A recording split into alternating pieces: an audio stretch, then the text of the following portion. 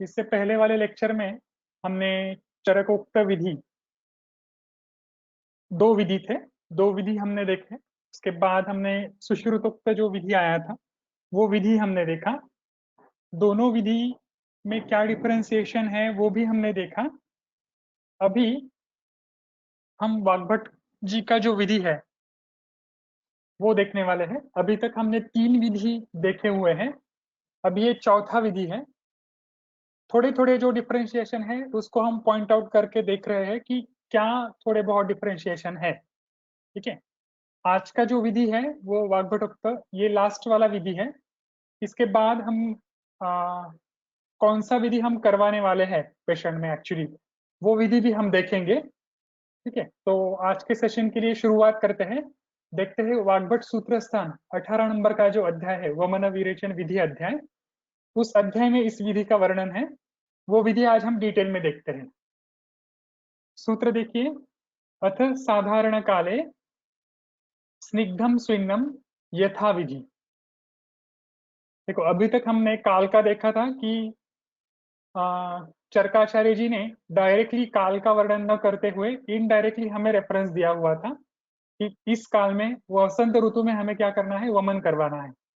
सुश्रुताचार्य जी का जो विधि हमने देखा तो वहां पर काल के लिए उन्होंने अलग ही शब्द का वर्णन किया था।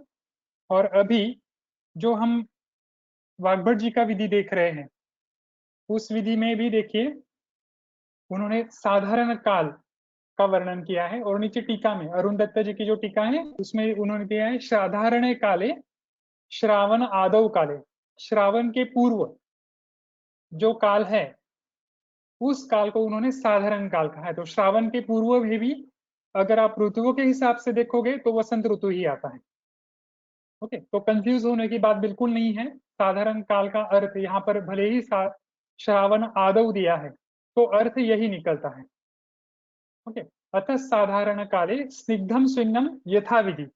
हमें क्या करना है, यथाविधि रुग्ण का स्नेहन और स्वेदन करवाना है। तो स्नेहन स्वेदन कैसे करवाना है, स्नेह स्वेद अध्यायो उदितेन क्रमेण। स्नेहन स्वेदन जो अध्याय हमने इसके पूर्व में वर्णित किया हुआ है, उस अध्याय में जिस विधि का वर्णन किया है उस विधि से हमें क्या करना है, यथा विधि स्नेहम स्वेदम क्रमेण कार्य। हमें उस क्रम से ही उसको फॉलो करते हुए उस विधि से हमें स्नेहन और स्वेदन करवाना है। ओके, उसके बाद स्निग्धम स्विन्नम पुरुषम भैषज्य मात्रा प्राण मुखम पायेत इति वक्षमाणेन संबंधः।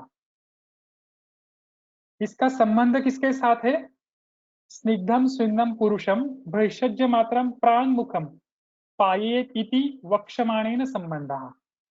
स्नेहन स्वेदन और भैषज्य मात्रा देने का जो क्रम है, इस क्रम के साथ इसका संबंध है। ठीक है, तो इसी क्रम को हमें फॉलो करते हुए, इसलिए उन्होंने छोटा सा शब्द वर्णन है स्निग्धम स्विन्नम यथाविधि, और उसको एक्सप्लेन किया है अरुण दत्त जी ने कि स्निग्धम स्विन्नम पुरुषम भैषज्य मात्रा प्राण मुखम।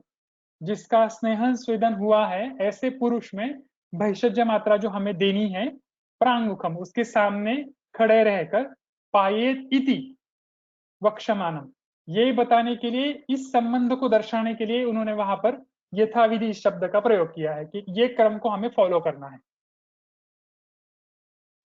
ठीक है, यहां तक आने के बाद आगे दे रहे हैं श्व वम्यम उत्कृष्ट कफम मत्स्य माश तिलादि। श्व आपको पता है, श्ववम्यम प्रवर्तमानम अहरम, जिसको हमने वमन के लिए प्लान किया है, जो वमन के लिए अर्ह है, ऐसे रुग्ण को क्या करना है, उत्कृष्टम कफम, उसके कफ को हमें उत्क्लेशित करना है। और उसके लिए उत्कृष्टम इति स्थान चलितम, स्वस्थान से उसको चलित करना है। उसके लिए हम क्या करेंगे, उसको मत्स्य माश तिलादि भी ही, उसको मत्स्य माश और तिल आदि जो द्रव्य है उनका सेवन करने के लिए कहेंगे। उसके बाद तथा निशाम सुप्तम सुप्रजीर्ण अन्नम पूर्वाह्ने कृतमंगलम, यह हमने कब दिया है, माश, तिल आदि जो द्रव्य है, ये हमने जो कफ उत्क्लेश करने के लिए बीच में जो विराम दिन जो दिया है कफ उत्क्लेशक आहार के लिए, उस विराम दिन को हम ये सब कुछ करने वाले हैं पहले का।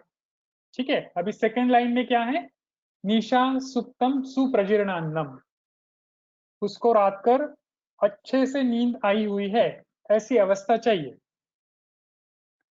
और उसका अन्न भी सुजीर्णम अन्नम, अच्छी तरह से जीर्ण हुआ हो। टीका में देखिए, यथा निशिम निशाम सुप्तम अतएव यथोचित सकल निशा स्वाप अत्र उपलक्षणम, मतलब उसकी निद्रा कैसे होनी चाहिए, निशा सुप्तम अथ एव यथोचित सकल निशा स्वापो, उसकी निद्रा यथोचित होनी चाहिए। सकल निशा मतलब पूरी जो रात्रि का काल है, उस पूरी रात्रि के काल में उसको क्या होना चाहिए, स्वपो, उसको निद्रा अच्छे से आनी चाहिए। इतनी उपलक्षते, ये यहाँ पर उपलक्षण स्वरूप में दिया हुआ है, मतलब उसकी जो रात्रि की परिचर्या है, वो रात्रि की परिचर्या कैसे होनी चाहिए, यथोचित, जैसे हमने बताई हुई है वैसे, मतलब कैसी, यथा और उचित। यथा मतलब जैसे हमने पूर्व में कही है वो, और उचित मतलब उसी की पद्धति से। इसलिए निशाम सुप्तम सुप्रजीर्ण अन्नम, रात्रि में सोकर जो अन्न खाया हुआ है वो कैसे होना चाहिए, सुजीर्णम,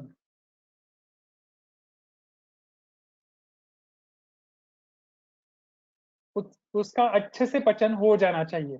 उसके बाद पूर्वान्ने, अभी दूसरे दिन सुबह हमें क्या करना है, पूर्वान्ने की प्रातः काले, देखो हर जगह पे पूर्वान्न का थोड़ा अलग शब्द वर्णन करके आपको मीनिंग तो वही निकलता है कि दूसरे दिन सुबह। दूसरे दिन सुबह आपको क्या करना है, पूर्वान्ने कृतमंगलम, मांगल्य कारक सारी चीजों का हमें वहां पर उपयोग करना है। तो कृतमंगलम इति, नीचे टीका में देखिए, मांगल्यम इति उपलक्षणार्थम, यहाँ पर मांगल्य शब्द उपलक्षण के स्वरूप में है, लेकिन उसमें हमें क्या क्या करना है, कृत देवता द्विज अग्नि गुरु वृद्ध अर्चनम अपि इति द्रष्टव्यम। कृतमंगलम शब्द से हमें देवता आदि जो जिनका वर्णन किया हुआ है उनका हमें अर्चन करना है, ये हम यहाँ पर दिखाना चाह रहे हैं, इति द्रष्टव्यम। ठीक है, उसके बाद निरन्नम ईशत स्निग्धम व पेयायाम पीत सर्पिशम, उसी दिन सुबह निरन्नम, निरन्न काल में आपको क्या देना है, निरन्नम इति अकृत आहारम, वहां पर आपको आहार्य द्रव्य बिल्कुल भी नहीं देने हैं। फिर क्या देना है, ईशत स्निग्धम व पेयायाम पीत सर्पिशम, वहां पर आपको ईशत स्निग्ध पेया देनी है। ये हमने देखा हुआ था जब हमने पेया का वमन के पूर्व क्या आहार देना है, उस वक्त हमने इस सूत्र को डिटेल में देखा था। ईशत स्निग्धम मतलब क्या देना है, आतुर वशात वा किंचित स्निग्धम, आतुर के हिसाब से आपको वहां पर यथोचित, उसको जैसा चाहिए वैसा किंचित स्निग्ध करके वहां पर आपको पेया उसको देनी है। इति इत्याह पेयायाम पीत सर्पिशम, ऐसी आपको यहाँ पर आप क्या देनी है, पेया उसको पी। इसके बाद आगे क्या करना है,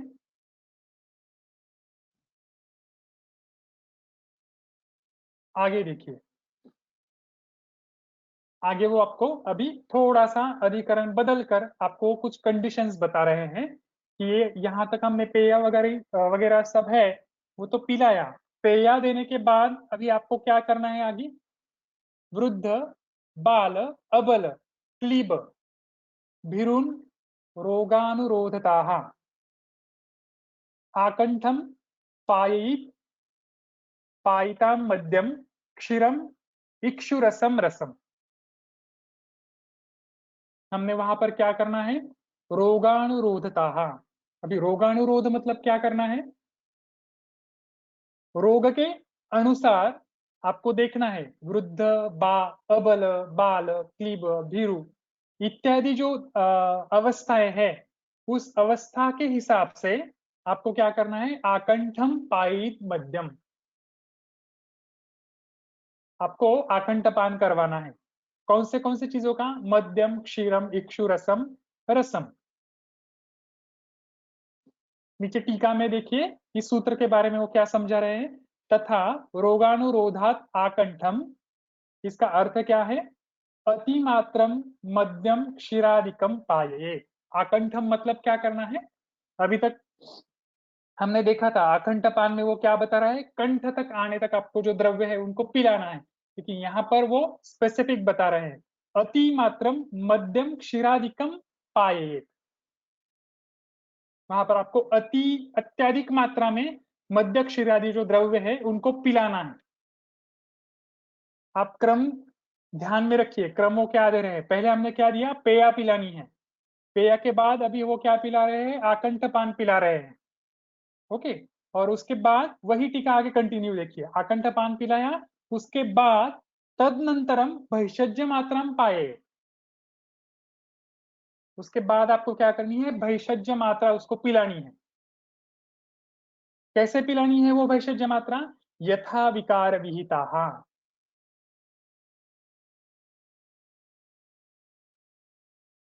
जिस व्याधि के लिए आप वो वमन करवा रहे हो उसके हिसाब से, यथा विकार विहिताम इति रोगानुसारेण साधिताम, रोग के अनुसार, व्याधि के अनुसार आपको वो मात्रा पिलानी है। और वो कैसे पिलानी है, मधु सैंधव संयुताम, उसमें मधु और सैंधव इनका आपको क्या करना है, इसके साथ वो मात्रा जो है वो मिक्स करवाकर रुग्ण को पिलानी है। लेकिन उसके आगे वो मात्रा पिलाने के लिए थोड़े से कंडीशन आपको दे रहे हैं। क्या है देखो, कोष्टम विभज्यम, वहां पर कोष्ठ परीक्षण करना है, किसके लिए, भैषज्य मात्रा, वो मात्रा कैसे देनी है, उस मात्रा को निश्चित करने के लिए आपको वहां पर कोष्ठ परीक्षण करना है। अभी टीका में देखिए क्या दिया है, कोष्टम मृदु मध्य क्रूर लक्षणम, आपको वहां पर मृदु मध्य और क्रूर इनके लक्षण देखने हैं, और विभज्यम इति विचार्यम, और उनका आपको क्या करना है, विचार करना है। तो अभी आप कैसे समझोगे कि वो मृदु मध्यम और क्रूर है, इससे पहले हमने देखा था कि स्नेहपान से हमें डिसाइड करना है कि वो मृदु है, मध्यम है या क्रूर है। त्रयम चे मृदे कोष्ठे क्रूरे सप्त दिनम पिबेत, ऐसा सूत्र है वाग्भट जी का। 3 दिन के लिए मृदु कोष्ठ और क्रूर कोष्ठ के लिए 7 दिन, और उसके बीच वाला जो है वो मध्यम, ऐसा हमने देखा था। लेकिन यहाँ पर आपको और एक एंगल दे रहे हैं दोषों के हिसाब से। सेकेंड लास्ट लाइन में देखिए, श्लेष्माधिक्येन मृदुत्वम, जहां पर कफ का अधिक्य है उसको कहेंगे हम मृदु। श्लेष्म मध्यत्वेन मध्यत्वम, श्लेष्मा अगर मध्य अवस्था में है तो उसको कहेंगे मध्यम कोष्ठ, और श्लेष्म हीनत्वेन क्रूरत्वम, वमने कोष्ठस्य बोधव्यम, ये स्पेसिफिक है, वमने कोष्ठस्य बोधव्यम, वमन में कोष्ठ का बोध करने के लिए आपको यहाँ पर गाइडलाइंस दी गई है। ये इससे पहले चरक जी ने भी नहीं दिया था और सुश्रुत जी ने भी नहीं दिया था। ठीक है, मतलब पूर्व में हम स्नेहपान करने के वक्त कोष्ठ परीक्षण तो कर ही रहे हैं, लेकिन उसके बाद आपको कफ की कैसी अवस्था है उस अवस्था के हिसाब से आपको डिसाइड करना है, ये मृदु है, ये मध्य है या क्रूर है। और भी क्राइटेरिया चरक जी के हमने देखे हैं भेषज की मात्रा निश्चित करने के लिए, लेकिन ये उनसे थोड़ी सी अलग है।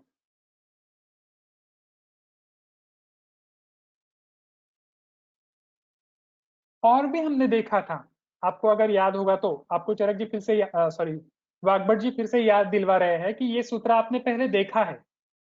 सरप्राइजिंगली वो सूत्र हमारा पहले होके गया है और अभी वो टीका में रिपीट हो रहा है। यथाच उक्तम चरके, देखो वाग्भट जी, अरुण दत्त जी खुद आपको बता रहे हैं, यथाच उक्तम चरके, हमने चरक में देखा है, इससे पहले के जो लेक्चर है उसमें भी हमने देखा है, क्या है, श्लेष्मोत्तर छर्दयति ही अदुक्खम, श्लेष्मोत्तर छर्दयति ही अदुक्खम, ये हमने देखा था। श्लेष्मोत्तर अवस्था क्या है और वहां पर कफ का क्या इंपॉर्टेंस है, वो हमने देखा था, वही इंपॉर्टेंस यहाँ पर भी दिया है। और वो आपको यहाँ पर दोनों सूत्र एक साथ देखकर आपको निश्चित करना है। दोनों सूत्र कौन से, श्लेष्मस्तर छर्दयति ही अदुक्खम, ये सूत्र, और उसके साथ श्लेष्माधिक्येन मृदुत्वम, श्लेष्म मध्यत्वेन मध्यत्वम और श्लेष्महीनत्वेन क्रूरत्वम वमने कोष्ठस्य बोधव्यम। वमन में कोष्ठ का बोध करने के लिए ये सूत्र, और उसके साथ चरक जी का श्लेष्मोत्तर छर्दयति ही अदुक्खम, ये सूत्र हमने देखा था उस वक्त।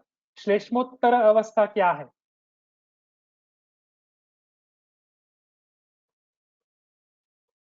तो इन सारी मात्राओं का, इन सारी चीजों का आपको क्या करना है, अन्वेक्षण करते हुए, उनको विभाज्य विभाज्य करते हुए, मतलब उनका विचार्य का विचार करते हुए क्या करना है, भैषज्य मात्रा, भैषज्य मात्रा को आपको निश्चित करना है। और वो निश्चित होने के बाद आगे मंत्राभी अभिमंत्रिता, उसको मंत्र से अभिमंत्रित करना है। कौन से मंत्र से अभिमंत्रित करना है, वो आगे के सूत्र में। सेम जैसे चरक का सूत्र है वैसे ही सूत्र है, लेकिन सिर्फ एक दो शब्द अलग है।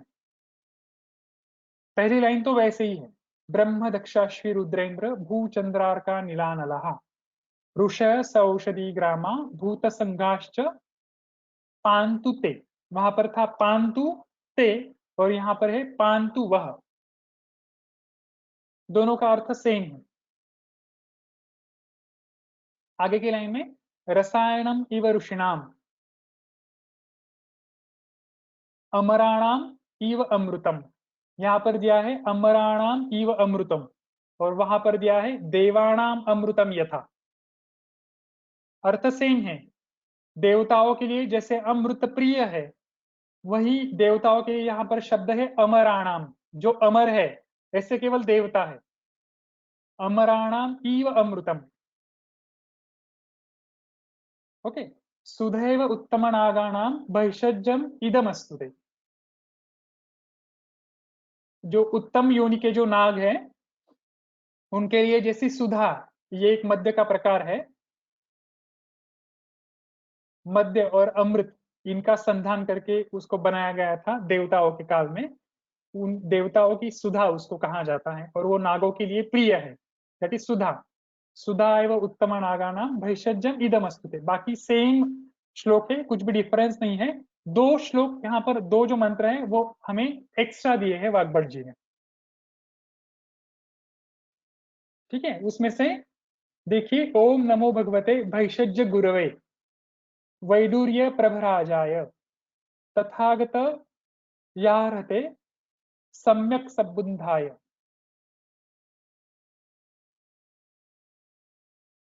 जो औषधि है, उस औषधि के लिए अलग अलग प्रकार की उपमाओं का वर्णन किया है। ओम नमो भगवते भैषज्य गुरुवे, जो भैषज्य के जो गुरु है, मतलब औषधियों के जो गुरु है, उनको नमन करते हुए ओम नमो भगवते भैषज्य गुरुवे, और वो कैसे हैं, वैदुर्य प्रभराजाय, वैदुर्य मणि की जैसी प्रभा है। वैदुर्य मतलब कैट्स आई, आपने देखा होगा, रसशास्त्र में पढ़ा है। वो कैसे दिखते हैं, भैषज्यों के जो गुरु है वो वैदुर्य प्रभराजाय, वैदुर्य की तरह उनकी प्रभा है। तथागत या अर्हते, उनके ही तरह सम्यक सबुद्धाय, उसी की तरह उनकी जैसी प्रभा है। तथागतः, उसी की तरह यहाँ पर या यह अर्हते, उनकी तरह जो प्रभा है, वो प्रभा सम्यक सबुद्धाय, जो सम्यक प्रभा है, वो प्रभा इसमें आ जाए, हमारे औषधि में आ जाए। हमारे बुद्धि में आ जाए। हमारी मतलब दोनों की बुद्धि में, वैद्य की बुद्धि में भी और रुग्ण की बुद्धि में भी। वो जो प्रभा है, कैसी प्रभा? भैषज गुरुवे वैदुर्य प्रभरा जाए। जो औषधियों के जो गुरु है, उनकी जैसी प्रभा है, वैदुर्य मणि जैसी प्रभा है, उनकी जो तेजस्वी प्रभा है, उसी की तरह प्रभा हमारे बुद्धि में आ जाए और हमारे बुद्धि में कल्याणप्रद जो विचार है वो विचार आ जाए।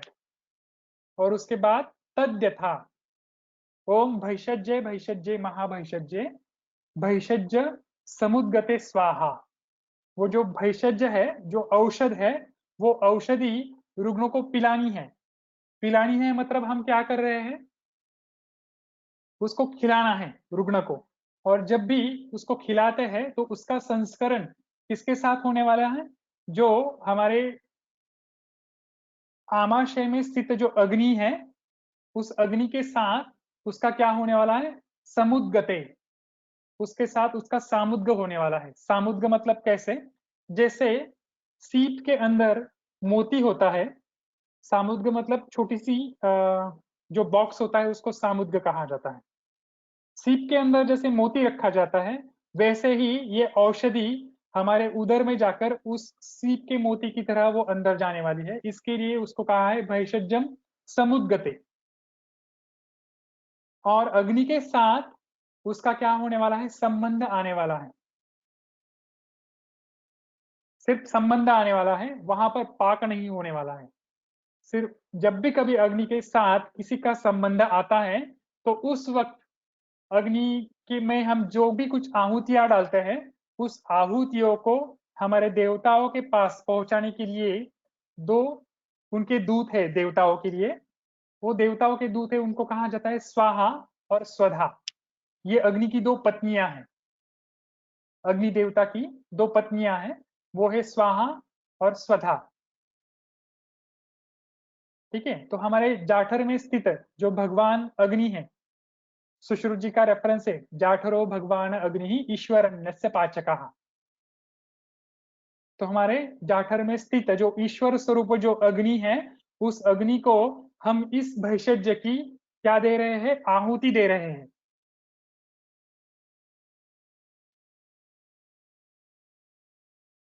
और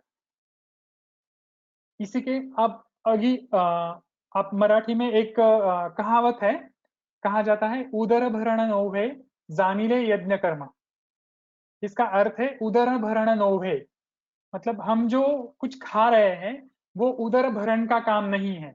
उदर भरण नौभे जानिले यज्ञ कर्म, उसको हमेशा ऐसे ही हमें जानना है, जानिले यज्ञ कर्म, कि हम हमेशा यज्ञ कर्म ही कर रहे हैं। और उस यज्ञ कर्म में हम आहुति कौन सी डाल रही है? जो कुछ आहार जिसका हम भक्षण कर रहे हैं, वो उस यज्ञ कर्म में हम आहुति डाल रहे हैं। और वो आहुति भगवान तक पहुंचने के लिए वहां पर मंत्रों का उपयोग किया जाता है। और उस मंत्र के नीचे हमेशा एक पद लगाया जाता है, वो पद है स्वाहा। जब तक किसी मंत्र के बाद आप स्वाहा इस शब्द का प्रयोग नहीं करते हो, तब तक अग्नि देवता उसका भक्षण नहीं करते हैं और वो देवताओं के पास पहुंचता नहीं है। इसलिए यहाँ पर हम क्या कर रहे हैं? तद्यथा ओम भैषज्ये भैषज्ये महाभैषज्ये भैषज्य समुद्गते स्वाहा। ये जो भैषज्य है, ये महाभैषज्य स्वरूप में है। इसको हे अग्नि देवता आप ग्रहण करो, ऐसे हम उनका आवाहन कर रहे हैं। ठीक है, ऐसा यहाँ पर अर्थ है। ये दोनों मंत्र भी आप ये ऊपर वाले मंत्र के साथ पढ़ सकते हो। दोनों का अर्थ भी आपको समझ में आ गया है। दोनों में से तीनों मंत्र भी पढ़ेंगे तो भी कोई प्रॉब्लम नहीं है। ठीक है, तीनों के अर्थ सब आपको समझ गए हैं। अभी इस मंत्रों से अभिमंत्रित जो शराव पात्र है, जो औषधि है, उसको हमने पिलाया है। और वो पिलाने के वक्त आगे देखिए हम क्या करने वाले हैं। प्रांग मुखम पाये पीतो, तो उसको हमें कैसे पिलाना है? प्रांग मुखम, रुग्ण के सामने खड़े होकर पायेत पीतौ, उसको हमें पिलाना है। उसके बाद मुहूर्तम अनुपालयेत। देखो यहाँ पर भी एक मुहूर्त को उन्होंने अनुपालयेत करने को कहा है। मुहूर्तम प्रतीक्षयेत किसी भी आचार्य ने नहीं कहा है। प्रतीक्षा बिल्कुल नहीं करनी है। मुहूर्त का अनुपालन करना है, मतलब मुहूर्त के एक एक क्षण का आपको पालन करना है, उसका परीक्षण करना है। और जो औषधि है वो औषधि को कैसे पीना है? तन्मनहा। तन्मनहा मतलब जो कुछ हम प्रोसीजर करने वाले हैं उस प्रोसीजर के प्रति जो रुग्ण है, जो कर्म के प्रति रुग्णों को क्या होनी चाहिए, उसके प्रति उसका मन लगना चाहिए।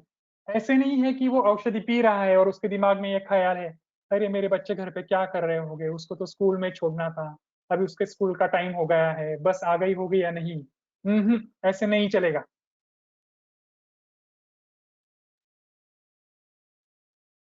पाये पीतो तन्मनः, वो औषधि है, वो उस कर्म के प्रति उसको मन लगाकर उसको पीना है। और उसके बाद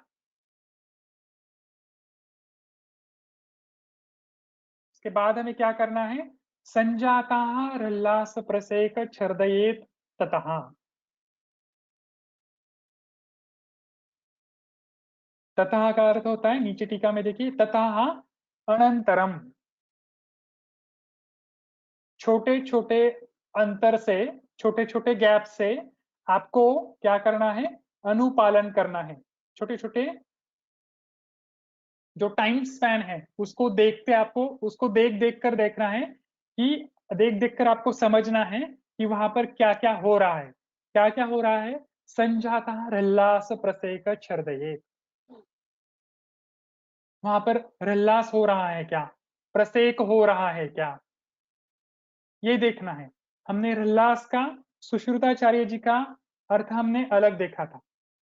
वहां पर था रल्लासो इति थुत्करणम, और यहाँ पर रल्लास का अर्थ क्या है? रल्लासो हृदयोपरोधा, हृदय में कुछ अवरोध उत्पन्न हो रहा है, ऐसे रुग्ण को लगता है।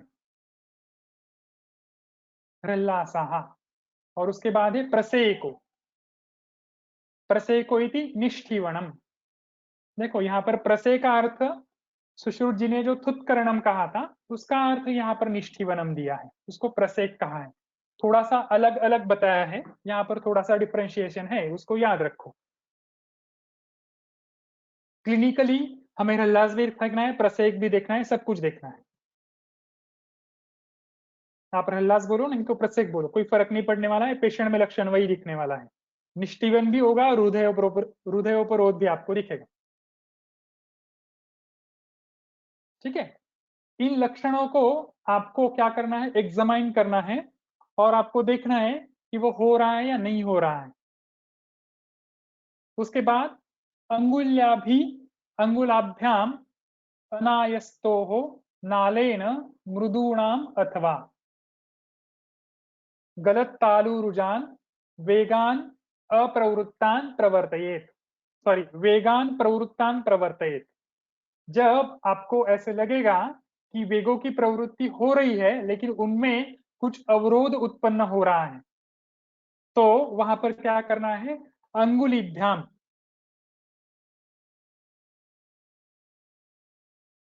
उसके साथ नालेन, मृदु अथवा, आपको अंगुली का उपयोग करना है और मृदु नालों का उपयोग करना है। वहां पर मृदु नाल कौन से लेने हैं, हमने वो वहां पर देखा था, चरक और सुश्रुत जी ने हमें बताया था कि कौन से नाल लेने हैं। यहाँ टीका में देखिए, अंगुलीभ्याम द्व्याभ्याम, अभी तक हम एक ही अंगुली का उपयोग कर रहे थे, लेकिन यहाँ पर अरुण दत्त जी आपको बता रहे हैं द्वाभ्याम, आपको दो अंगुली का उपयोग भी आप यहाँ पर कर सकते हैं।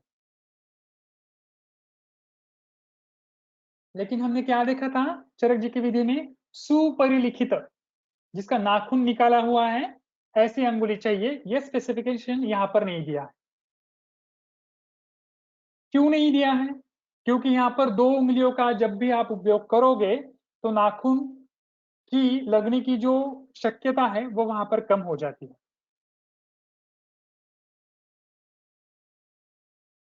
ठीक है, इसलिए यहाँ पर सुपरिलिथिक नख ऐसे नहीं दिया है।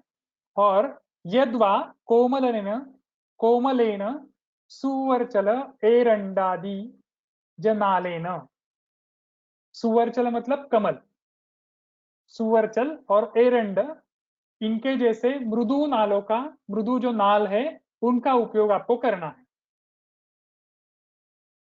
किसके लिए करना है? वेगान प्रवृत्तान प्रवर्तयेत, जो वेग प्रवृत्त हो रहे हैं उनको प्रवर्तित होने के लिए।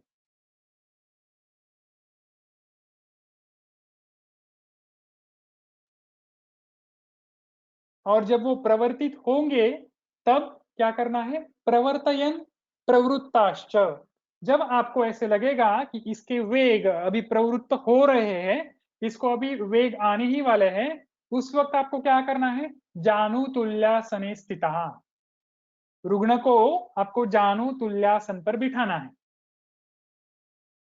जानु तुल्यासन के लिए अरुण दत्त जी क्या बोल रहे हैं? जानु प्रमाणे पीठ स्थितः, जाणु के प्रमाण तक जो पीठ है, जो आसन है, उसकी स्थिति होनी चाहिए। इसके ऊपर बहुत डिस्कशन हो गया है, अभी मैं कुछ नहीं बोलूंगा।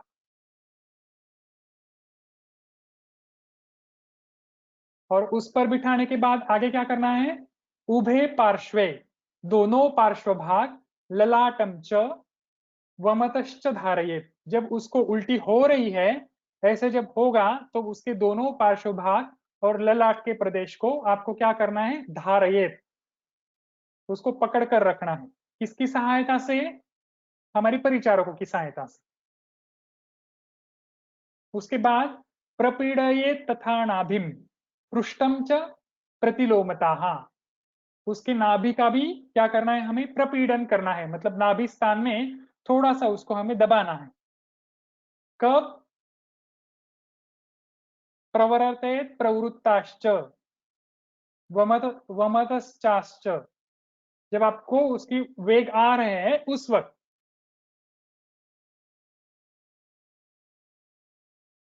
पृष्ठम च प्रतिलोमताः, पृष्ठ में आपको क्या करना है? प्रतिलोम करना है, जब हम उसको कहते हैं संवाहन करना है। प्रतिलोम मतलब पृष्ठ स्थान के जो लोम है उनके विरुद्ध दिशा में हमें क्या करना है? उसका प्रतिलोम दिशा से उसका संवाहन करना है। और वो कैसे करना है, इसको और ज्यादा अच्छे पद्धति से स्पष्ट रूप से बताने के लिए हेमाद्री आपको बता रहे हैं। पृष्ठम च प्रतिलोमताः त्रिकादारभ्योः ऊर्ध्वम प्रपीड़येत, जो त्रिकाधार है, त्रिकाधार मतलब हमारा बैक का जो रीजन है, लंबा रीजन, लंबा रीजन के जो त्रिकादारा, उसका जो फैंक्स वाला जो रीजन है, वहां से लेकर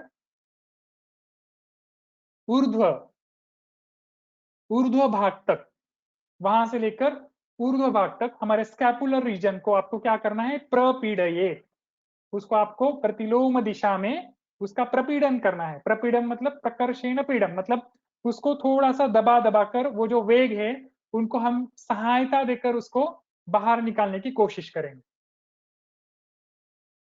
आपने प्रोसीजर देखी है, आपको पता है हम क्या करते हैं। और फिर उसके बाद क्या करना है? यहाँ तक जो वमन का प्रोसीजर है वो हमारा चल रहा है कि हाँ उसको हम आकंठपान पिला रहे हैं, वो सब निकल रहा है, पिला रहे हैं, सब निकल रहा है। अभी यहाँ पर हमें आकंठपान के लिए कौन से द्रव्यों का उपयोग करना है, इनका वर्णन वाग्भट जी ने थोड़ा अलग से करके रखा है। ये चरक जी ने भी नहीं बताया और सुश्रुत जी ने भी नहीं बताया। वो बीच में ही आपको इन द्रव्यों का वर्णन करके बता रहे हैं, और वो द्रव्य भी कैसे बता रहे हैं? दोषों के हिसाब से। द्रव्य देखिए कैसे उपयोग में लेने हैं। कफे तीक्ष्ण उष्ण कटुकई ही, अगर किसी कफज व्याधि के लिए आप वमन करवा रहे हो तब आपको तीक्ष्ण, उष्ण और कटु द्रव्यों का उपयोग करना है। पित्त के लिए कर रहे हो तो स्वादु ही में ही इति, वो मधुर और शीत ऐसे द्रव्यों का उपयोग करना है। अभी आप बोलोगे सर यहाँ पर शीत है, तो यहाँ से वीर्य से शीत ऐसे आपको ग्रहण करना है। वीर्य से शीत मतलब शीत करके उन द्रव्यों का उपयोग नहीं करना है, वो वीर्य से शीत होने चाहिए, जैसे कि यष्टि मधु, वो स्वादु भी है और हीम भी है और पित्त शामक भी है। ठीक है ना? तो पित्त के व्याधियों में अगर आपको वमन करवाना है तो यष्टि मधु जैसे द्रव्यों का आप उपयोग कर सकते हो। और कफ के लिए तीक्ष्ण उष्ण कटुके ही ऐसे है तो क्षण पुष्पी या फिर अपामार्ग ऐसे द्रव्यों का आप उपयोग कर सकते हो। और देखिए केवल वातज इनका वर्णन यहाँ पे किया ही नहीं है। सेकंड लाइन देखिए, वमेत स्निग्ध अम्ल लवणे ही संसृष्टे मारुता कफे। अगर कफ के साथ वायु का सहचर्य है तो स्निग्ध आम्ल लवण ही ऐसे द्रव्यों का उपयोग आपको करके क्या करना है, वमन करवाना है।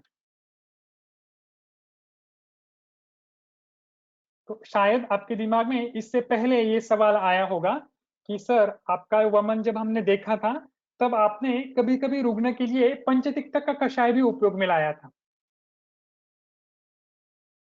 कभी कभी आप पंचतिक्ता का कषाय भी देते हो, कभी कभी आप वासा का भी कषाय देते हो, ये आपने देखा है। तो उसके लिए ये रेफरेंस है कि हम वो क्यों उपयोग में लाते हैं। वहां पर हम क्या कर रहे हैं, दोष भेदेन वमन द्रव्य भेदम आहम कफ इत्यादि। कौन से दोष के साथ इस दोष का सहचर्य है उसके हिसाब से वमन द्रव्यों का भेद करके हमें उनका उपयोग करना है।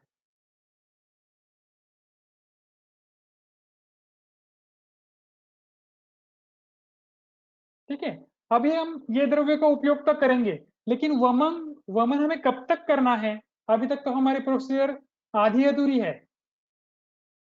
इसलिए आगे प्रश्न है, कियंतम कालम वामयत, कितने काल तक हमें वमन करना है।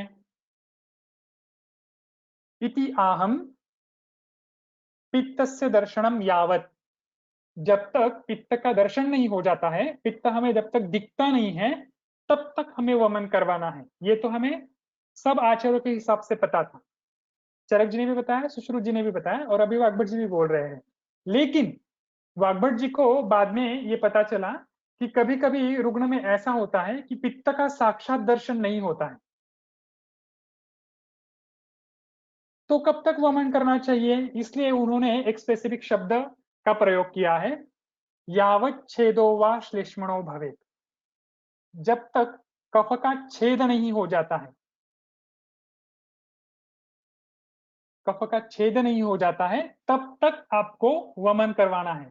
मतलब भले ही आपको दृश्यभित पित्त ना दिखे चलेगा, लेकिन कफ का छेद होना चाहिए। अभी कफ का छेद कैसे होगा और वो लक्षण कैसे जानने हैं, इसके लिए हम वमन में जब भी कभी सैंधव जल पिलाते हैं तो सैंधव जल पिलाने के वक्त हमें सैंधव जल की कंसिस्टेंसी पता होती है कि वो सैंधव जल की कंसिस्टेंसी क्या है। और सैंधव जल पिलाने के बाद जब वो रुग्ण उसको बाहर निकालता है, जब उसको सैंधव जल का वेग आता है, तो सैंधव जल की कंसिस्टेंसी को आप देखो, उसमें कफ का जो अंश है वो अंश नहीं होना चाहिए। जैसे पानी वो पी रहा है उसी पानी की कंसिस्टेंसी से वो पानी बाहर निकलना चाहिए। उससे आपको ज्ञात करना है कि यहाँ पर श्लेष्म का छेद हुआ है या नहीं हुआ है। अगर वो पानी जैसे हमने पिलाया है वैसे ही अगर वो बाहर निकल रहा है तो उसके पेट के अंदर कफ नहीं रहा है, कफ का छेद होकर कफ निकल गया है, ऐसे आपको जानना है। और अगर वो सैंधव जल है, वो सैंधव जल की कंसिस्टेंसी थोड़ी सी स्टिकी है, वो आपको पात्र देखकर समझ में आएगा। जैसे ही पात्र में वो वोमिट करता है तो वो पात्र को लगकर वो सैंधव द्रव्य धीरे धीरे धीरे वो वोमिटस वो बेसिन से अंदर चला जाता है। तो अभी तक श्लेष्मा का छेद होना बाकी है, ऐसा आपको वहां पर समझना है।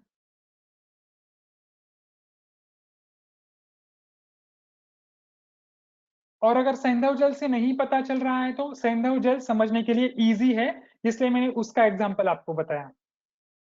उससे कठिन क्या है, आपको किसी कषाय का या फिर जो गोदुग्ध हम पिला रहे हैं उनकी कंसिस्टेंसी समझना आपके लिए थोड़ा सा कठिन होगा। पहले आप सैंधव जल को कैसे परीक्षण करना है वो आप पता करो। एक बार आपको सैंधव जल पता चल गया तो धीरे धीरे आपको सॉरी दूध या फिर इक्षु रस या फिर यष्टि मधु कषाय इनकी कंसिस्टेंसी भी आपको पता चलेगी।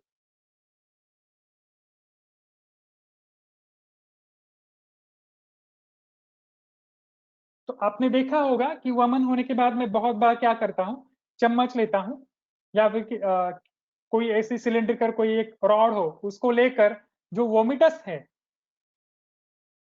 जिसको हमने नीचे मेजरमेंट के लिए रखा है उसमें मैं डालकर कफ की स्त्यानता कितनी है वो देखता हूँ। और ओ स्त्यानता से हमें पता चलता है कि कफ का कितना छेद हुआ है।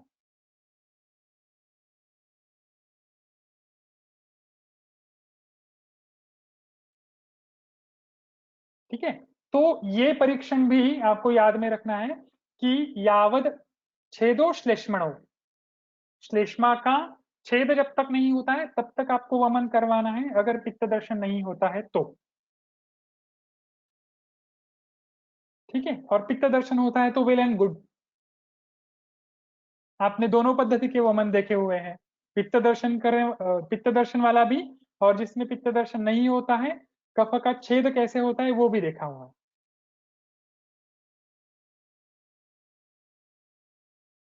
ठीक है, और इसके आगे अगर वमन ठीक से नहीं हो रहा है, उसके हीन वेग आ रहे हैं, तो वाग्भट जी हमें बता रहे हैं सेम चरक जी की तरह हीन वेगा कणा धात्री सिद्धार्थक लवण उदकई ही वमेत पुनः पुनः। कणा मतलब पिप्पली, धात्री मतलब आमलकी, और सिद्धार्थ मतलब सर्षप, और लवण उदक आपको पता है। यहाँ पर वैचा का वर्णन नहीं है।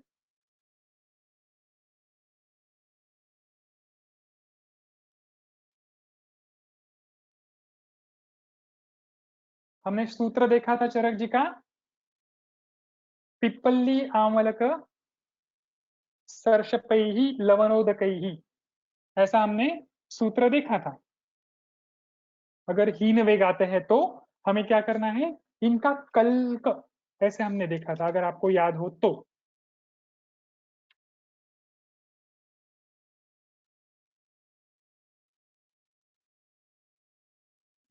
सूत्र क्या था वो, हीन वेगा तु पिप्पल्य की आमरक सरशप वचा कल्क लवण उष्णोदकई ही पुनः पुनः प्रवर्तयेत आपित्त दर्शनात्, ऐसा हमने वो सूत्र देखा था। सेम वैसा ही सूत्र है लेकिन यहाँ पर वचा नहीं है। यहाँ पर वचा क्यों नहीं है, मैं खुद भी इतना ज्यादा वचा नहीं यूज करता हूँ, इससे पहले शायद मैंने आपको बताया होगा। वचा जो है, वचा का प्रभाव है संज्ञा स्थापन, और उसका गामित्व हमारे मस्तिष्क की ओर ज्यादा होता है। और जब भी हम वचा का प्रयोग करते हैं तो उसका वो संज्ञा स्थापन करने का जो उसका प्रभाव है, वो प्रभाव वो थोड़ा बहुत तो दिखाता ही है। एक ओर से हम मदन फल जैसा वामक द्रव्य उसको दे रहे हैं, और मदन फल का प्रभाव है वमन करवाना, वामक ये उसका प्रभाव है, और वचा का प्रभाव है संज्ञा स्थापन।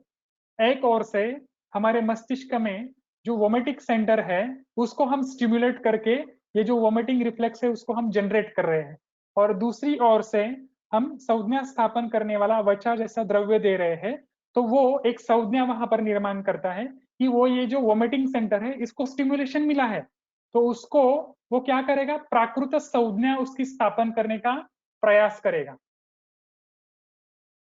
तो वो एक पद्धति से ये भी करेगा कि मदन फल का जो प्रभाव है उसको कम करने का प्रयत्न करेगा। तो ये जो दोनों का प्रभाव का कार्य है वो एक साथ चलने की वजह से वचा वहां पर भ्रम उत्पन्न करता है। ऐसा मैंने बहुत सारे वमनों में देखा हुआ है मेरे पेशेंट के, कि जब भी मैं वचा उत्पन्न करता हूँ, सॉरी, वचा का उपयोग करता हूँ, तो वचा हमेशा मेरे पेशेंट में भ्रम उत्पन्न करता है। इसलिए मैंने वचा का प्रयोग करना कम कर दिया है। मैं बहुत कम पेशेंट में वचा का उपयोग करता हूँ। शायद उसी की वजह से यहाँ पर वाग्भट जी ने वचा का वर्णन नहीं किया है। शायद, मुझे पता नहीं कि वाग्भट जी ने यहाँ पर वर्णन क्यों नहीं किया है। शायद ऐसे हो सकता है कि उनको भी ऐसा कुछ एक्सपीरियंस होगा।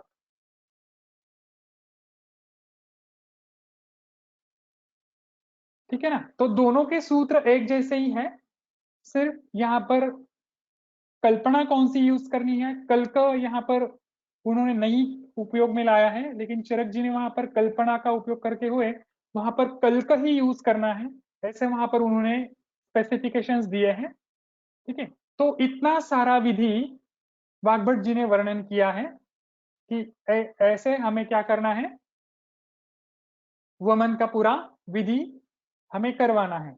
अभी आपके पास चरक जी का भी विधि है, सुश्रुत जी का भी विधि है और वाग्भट जी का भी विधि है। तीनों विधि आपने देखे हुए हैं, और तीनों विधि को देखने के बाद आपको अभी ये तो पता चल ही गया है कि नॉर्मली क्या करवाते हैं। आपको पता है क्या करवाने वाले हैं, वो सीक्वेंस तो अभी आपको लर्न हो ही गया है कि यवागुपान करवाना है, बाद में आकंठपान देना है, या फिर हमें उसके बाद क्या करवाना है, मदन फल की कषाय मात्रा पिलानी है। उसके बाद पुनः पुनः कुछ द्रव्यों का पान करके जब तक पित्त दर्शन नहीं होता है तब तक हमें उसका वमन करवाना है। जनरली हम ऐसे इसको फॉलो करते हुए हम देखते हैं कि ऐसे हमें वमन करवाना चाहिए। इतना अभी आपके दिमाग में आ गया। अभी आपके दिमाग में ये प्रश्न भी होगा कि सर आपने इतने तीनों चारों विधि बताए, तो हमें एग्जाम में कौन सा लिखना है। एग्जाम में इसमें से आपको जो विधि अच्छा लगे वो लिखो, कोई प्रॉब्लम नहीं है। इन सारे विधियों को एक साथ मिलाकर भी अगर आपने लिखा तो भी चलेगा, कोई प्रॉब्लम नहीं है। क्योंकि आपको स्पेसिफिक ऐसा प्रश्न कभी नहीं पूछा जाएगा कि चरकोक्त विधि का वर्णन करो, सुश्रुतोक्त विधि का वर्णन करो, ऐसे कभी नहीं पूछा जाएगा। आपको इसमें से एक भी लिखना है तो भी चलेगा, चरक जी का लिखना है तो भी चलेगा, कोई प्रॉब्लम नहीं है। कोई भी विधि लिख सकते हैं।